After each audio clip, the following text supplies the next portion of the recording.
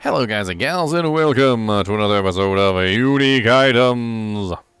Today I'm going to be going over the unique item for the rogue known as Grasp of Shadow. This is a pair of gloves that can roll either Sacred or Ancestral, and they also have the possibility of dropping in World Tier 3 as well as World Tier 4. So keep in mind, they cannot drop in World Tier 1 or 2. The Grasp of Shadow is a pair of gloves that has 9.2% attack speed, which can roll between 4.4 to 10. It does get upgraded if you upgrade the item 5 times. 19% vulnerable damage, which is absolutely great. Vulnerable damage is a very nice modifier, and that rolls between 16.5 to 23.5, and I'm pretty sure that goes up a lot higher when you upgrade it. Shadow Clone damage bonus of 14 to 21%, and rank to all core skills of 1 or 2, plus 1 or 2. Core skills are these skills right here. So when you put these gloves on, you're going to get plus 1 to every single core skill, or plus 2 to every single core skill. And if you upgrade these, I think they can possibly, if you have 2, can possibly go up to 3, depending on the item power and how you upgrade them. Which is actually a lot of plus to skills, let's be honest. Now, the main effect of these is the Lucky Hit. Damaging a vulnerable enemy with a Marksman or Cutthroat skill has up to a 23% chance, which does vary between 20 to 30, chance to summon a Shadow Clone that mimics your attack. Now, Lucky Hit is a very simple calculation. It is not as ridiculous as a lot of people think. And I'm going to bring out a calculator. I know it's a calculator. Don't get scared. So let's take, for instance, my Penetrating Shot. Penetrating Shot has a Lucky Hit chance of 65%, and if I have multiple pips of combo, which I can grab real quick, the combo brings that Lucky Hit chance up even further. So I'm currently at an 86% Lucky Hit chance for Penetrating Shot. All right. Now, Penetrating Shot is an 86% hit chance, right? Or Lucky Hit. So we're going to type in 0.86. Simple as that, 0.86. All right, then we're going to multiply that by the Lucky Hit on the item, which is 30% at max, so that's 0.30, right? And we're going to end up with a 25.8% chance. We also have to factor in things like our Lucky Hit increase. So if we have any Lucky Hit increase, like for instance, I'm currently at 8.1%, but if you were doing a Lucky Hit build, you would have a lot more than that. So let's just pretend we've got about 50% Lucky Hit increase.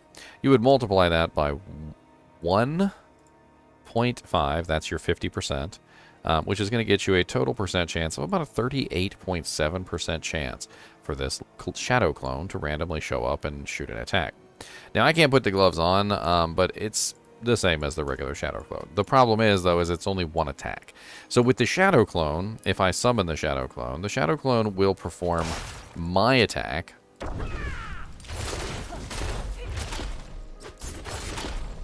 Did I even do the Shadow Clone? What the hell just happened? Oh, there we go. As you can see, she is there with me. She is firing the attacks with me. And it just kind of is double damage.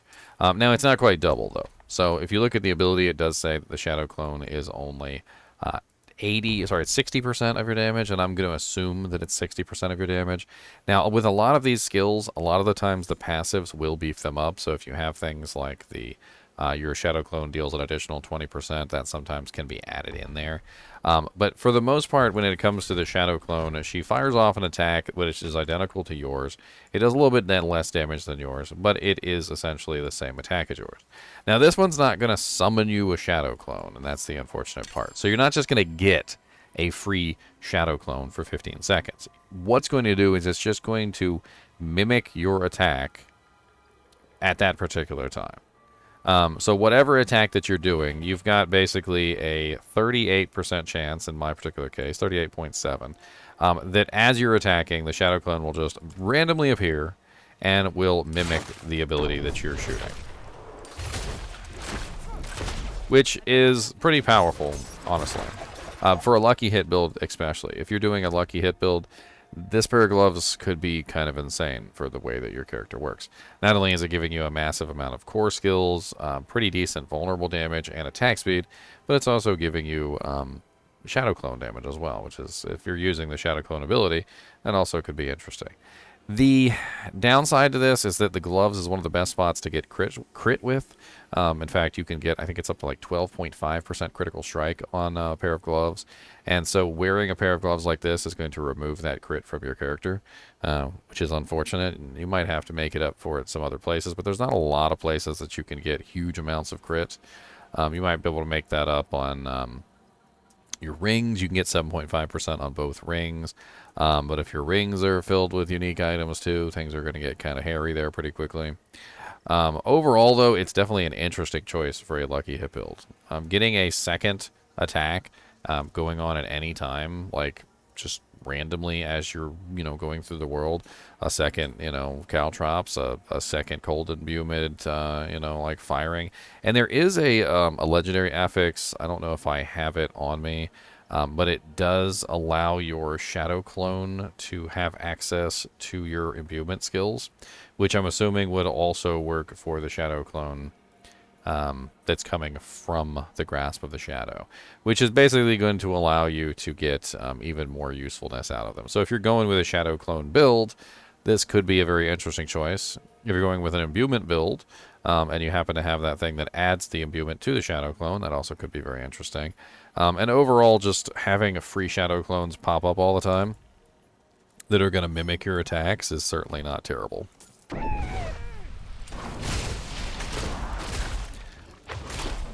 As you can see, mine doesn't have access to my imbuements, unfortunately. So when she fires, when the shadow clone fires, she's just firing regular shots. She's not firing the imbued shots because I don't have access to that aspect. Which does make that a little less effective than it might normally be. It does have some flavor text here, which is dark wisps creep hungrily across these gloves like an assassin's blade seeking a life to steal on a moonless night. And just for, giggles, let's go take a look and see what it would be if we went ahead and upgraded it.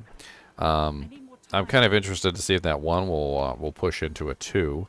And if I do happen to find a pair of 2s, will that 2 push into a 3? You know what I mean? Not in town. God, I hate to use my horse in town, but at least it's faster than me right now because I don't have any run-walk boots. Alright, so let's go over to the occultist. Oh, no, not the occultist. The blacksmith. Alright, so we're going to take these and we're going to upgrade them. They're 818, so this should be a pretty good upgrade. And with max upgrades, we're looking at... Nope, still +1 rank to all core skills, so they did not increase. The vulnerable did go up to 35.5. Very nice. That's the cap on that. 15 on the attack speed. That's pretty good. 31.5 for the shadow clone damage. But for some reason, the core skills didn't go up. Maybe if I could find a pair of +2s and test that out again later. But it is unfortunate that the plus to skills is not increasing.